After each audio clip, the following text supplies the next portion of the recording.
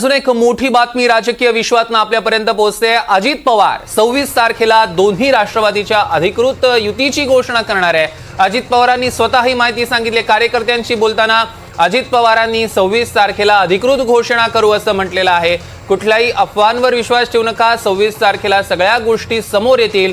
कोण काय बोलतं यावर विश्वास ठेवू नका असं अजित पवार म्हणालेले आहेत। उद्या मुंबईत अजित पवार या सगळ्याचा आढावा घेणार आहे आणि 26 तारखेला अजित पवार राष्ट्रवादीच्या युतीची घोषणा करतील।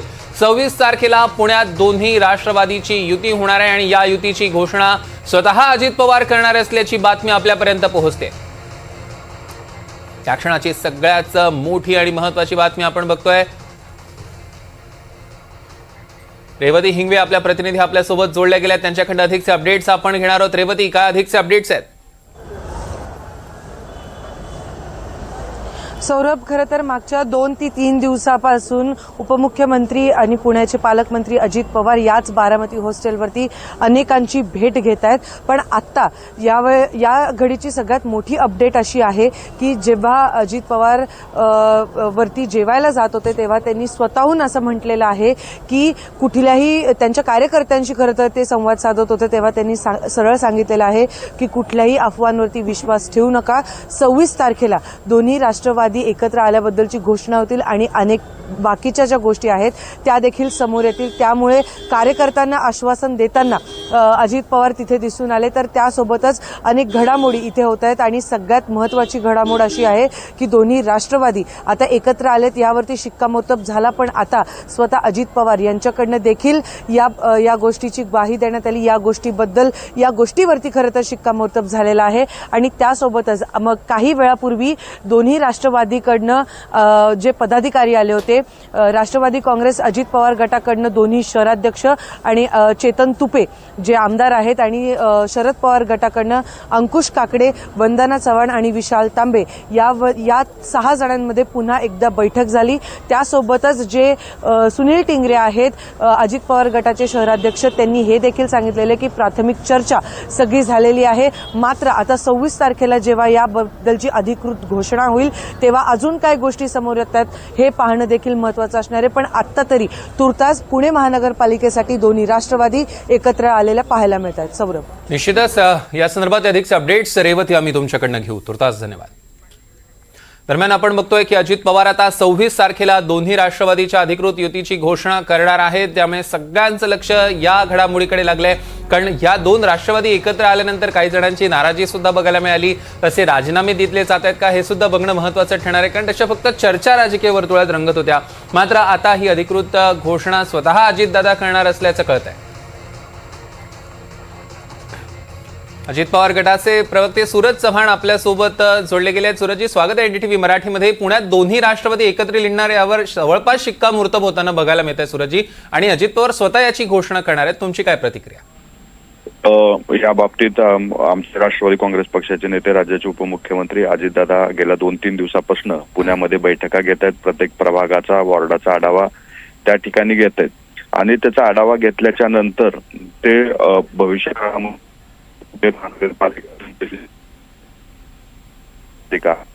ही राष्ट्रवादी काँग्रेस पक्ष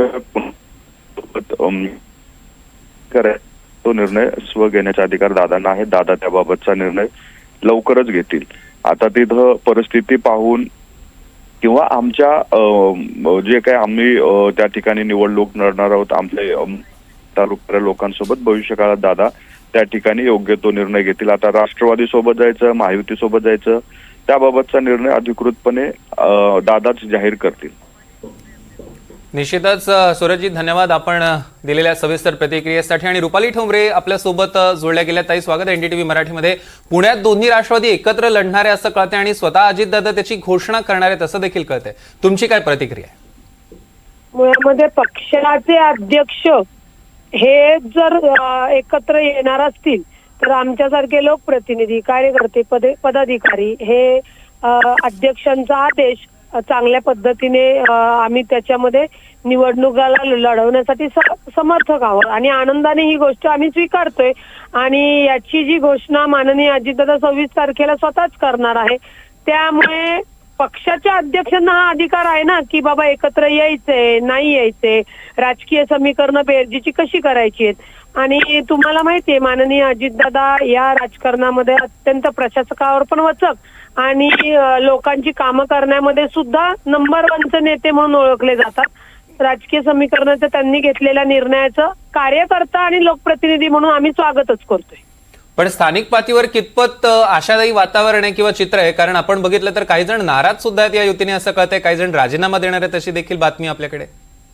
स्थानिक पातळीवरचेच निवडणूक असल्यामुळे एक लक्षात घ्या, फक्त प्रशांत जगताप त्या एकटे शहर अध्यक्ष जरी असले तरी कोर कमिटीमध्ये विशाल तांबे आहेत, त्याच्यानंतर वंदनाताई चव्हाण खासदार आहेत, त्याच्यानंतर अंकुशजी काकडे आहेत, असे बरेच वरिष्ठ नेते जे राष्ट्रवादी काँग्रेस पार्टीचे ज्येष्ठ नेते स्थापनेपासून आहेत मोठ्या साहेबांसोबत.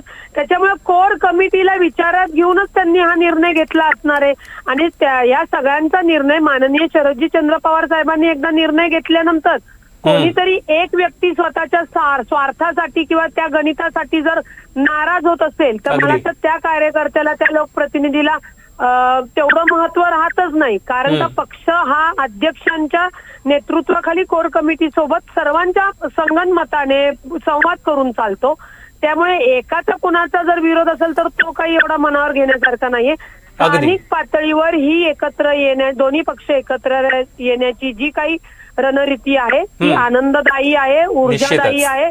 निश्चित हा पुण्याला राष्ट्रवादीचा झेंडा महापौरचा मनपावर तुम्हाला फडकताना दिसेल. अगदी रुपालीताई, धन्यवाद. आपण एनडीटीव्ही मराठीशी संवाद साधला त्याबद्दल. आणि आपल्यासोबत शशिकांत शिंदे सुद्धा जोडले गेले. तर शिंदेजी, स्वागत आहे एनडीटीव्ही मराठीमध्ये.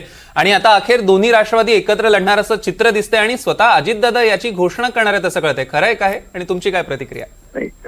प्राथमिक स्वरूपामध्ये परवाच्या दिवशी मी स्वतः पुण्यामध्ये आलो होतो. तिथं चर्चा केली, कोर कमिटी चर्चा केली, जे इच्छुक होते त्यांच्याशी चर्चा केली. आणि ती चर्चा केल्यानंतर यावर सविस्तरपणे चर्चा होऊन स्थानिक बहुतांश लोकांचं म्हणणं होतं की आता आपल्याला आपल्या मताचं विभाजन होऊन फायदा होण्यापेक्षा आपल्या मताचं विभाजन न होता एकत्रित लढणं गरजेचं आहे. जसं पिंपरी चिंचवडच्या अध्यक्षांनी पण सांगितलं आणि तिथल्या कोर कमिटीने सांगितलं तसं इथे पण सांगितलेलं आहे. तरी सुद्धा काल आम्ही या बाबतीमध्ये दोन्ही अध्यक्षांना सूचना केल्या होत्या की तुम्ही प्रथम सन्मानजनक अशा प्रकारचा तोडगा निघाला पाहिजे. विकास आघाडी जरी झाली तरी त्यामध्ये इच्छुक आमचे उमेदवार आहेत, सिटिंग नगरसेवक असतील, माजी नगरसेवक असतील की तुल्यबळ अशा प्रकारचे उमेदवार असतील, त्यांना सन्मानजनक तोडगा निघाला पाहिजे यासाठी प्राथमिक चर्चा करा असं आपण सूचना केल्या होत्या. आज कोर कमिटी त्यांच्याशी बसलेली आहे. मग त्यांच्याकडून जो काही रिपोर्ट येईल तो आम्हाला कळवतील. तो रिपोर्ट आल्यानंतर आपण त्याच्या प्रकारे पॉझिटिव्ह जर झालं तर त्या निर्णय घेण्यात येईल. निश्चितच. शिंदेजी, धन्यवाद. आपण एनडीटीव्ही मराठीशी संवाद साधला त्याबद्दल. आणि आता आपण बघितलं की राष्ट्रवादीचे बडे नेते आता एनडीटीव्ही मराठी सोबत जोडले गेले होते आणि या सगळ्या चर्चांबाबत त्यांनी आता स्पष्टीकरण केलेलं आहे. अर्थात कुठेही आपल्या मतांचं विभाजन होऊ नये आणि पुण्यात विशेषतः या मतांचं विभाजन होऊन दुसऱ्या पक्षांना याचा फायदा मिळू नये यासाठी आता दोन्ही राष्ट्रवादी एकत्र लढणार असल्याचं कळत आहे. 26 तारखेला पुण्यात या सगळ्याची स्वतः अजितदादा घोषणा करणार आहे असं देखील कळत आहे. त्यामुळे आता याकडे संपूर्ण राज्याचं लक्ष लागलेलं आहे. राज्याच्या राजकारणातली एक मोठी घडामोड आपण एनडीटीव्ही मराठीवर बघतोय. आणि अजित पवार स्वतः या युतीची घोषणा करणारे. अजित पवारांनी स्वतः कार्यकर्त्यांशी बोलताना ही माहिती दिलेली आहे. कार्यकर्त्यांसोबत ते बोलत होते.